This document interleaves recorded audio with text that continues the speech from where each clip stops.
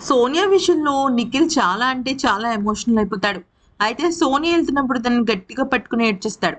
ఎందుకనంటే మణికంఠ, సోనియా విషయంలో మణికంఠని ఇంటి సభ్యులు యాక్సెప్ట్ చేసి సోనియాని ఎలిమినేట్ చేయడం నిఖిల్ తట్టుకోలేకపోతాడు.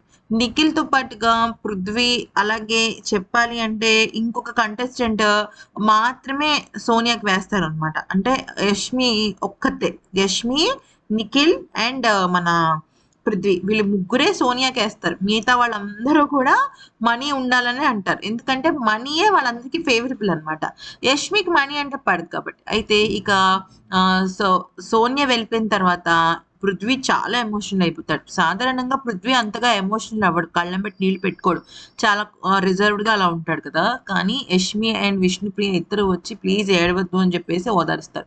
ఇక నిఖిల్ అయితే స్విమ్మింగ్ పూల్ దగ్గర కూర్చొని ఏడుస్తూనే ఉంటాడనమాట. అయితే నిఖిల్‌ని మణికంఠ వచ్చి ఓదారుస్తాడు. సోనియా వెళ్ళిపోవటం అటు నిఖిల్‌తో పాటుగా ఇటు పృథ్వీకి కూడా ఒక రకంగా చాలా పెద్ద ట్విస్ట్ అనే చెప్పుకోవాలి. ఈ వీడియో నచ్చితే లైక్ చేసి సబ్స్క్రైబ్ చేసుకోండి.